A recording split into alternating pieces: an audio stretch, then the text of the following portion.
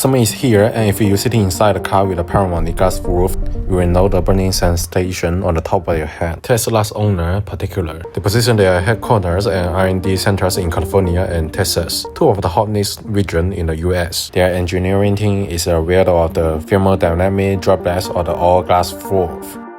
So why do they keep using it? It all comes down to how EVs are packaged. The underfloor battery pad pushes the cabin floor upward. To maintain a low drive coefficient and preserve driving range, the roof line has to be compressed downward. On the top of that, traditional mechanical sunroofs require complex trackers, motors, and sunshade rollers, which will eat into the variable headroom. Detaching the mechanical setups for single piece of glass is the most direct and effective way to reclaim the headroom. Plus, this design will cut the material cost and speed up the assembly production. With the physical sunshades completely out of the picture, the guys have to do all the thermal isolation. To better understand how it works from the material science perspective, we first need to clear up the common misconception. When people think of sun protection, they will think of blocking UV rays. But blocking UV light has been a solved problem for ages. The PVB interlayer inside the standard glass already blocks over 90% of UV. More importantly, while UV light has higher frequency and can cause cell damage, it accounts for less than 5% of total solar radiation energy.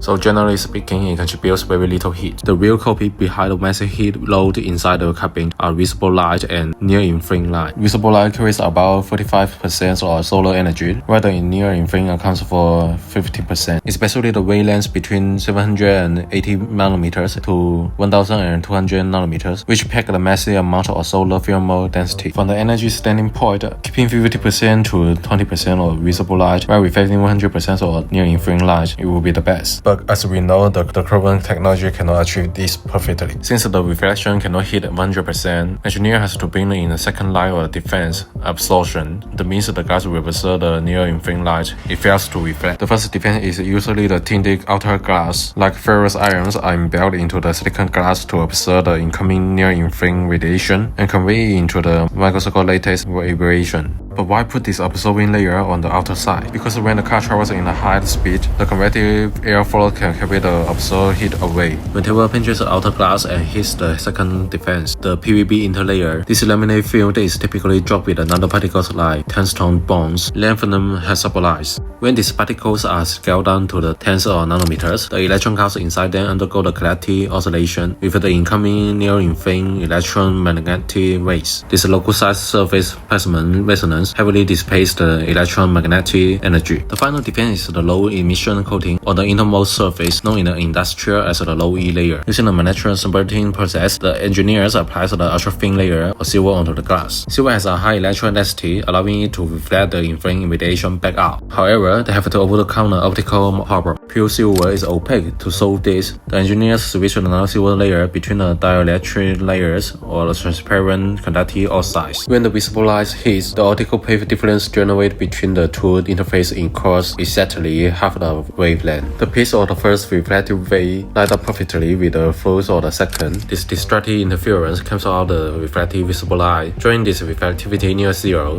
which allows the visible light to pass through the silver layer. Even with this all energy, why does your head still feel like breaking? Because around half of that near-infrared energy gets absorbed by the glass instead of being reflected. As is known, a good absorber is also a good emitter. As a result, the temperature of the glass roof can easily exceed 50 degrees Celsius. Inside the cabin, it acts as a massive radiator, conducting the heat to the passenger. This is the main cause of the breaking sensation. You cannot bypass the law of thermodynamic or physical limit of the cabin space. Given those constraints, this glass is about as good as the current engineering can deliver. But looking at it critically from a vehicle engineering standing point, the car makers have offloaded the architectural limitations and structural trade-offs onto the consumer. By doing this, the automakers cut the manufacturing costs, while owners are left to endure this second thermal radiation. The industry successfully packaged a cost-cutting compromise as a future language design. Worse yet, this change triggered by limitation across the EV market. The companies decide to delete the sunshade before solving the cabin thermal management. It shifts the burden of cost-cutting onto the buyer, prioritizing factory metrics over passenger comfort. What do you think about this move? Do you actually like the panoramic glass roofs? Let me know in the comments below.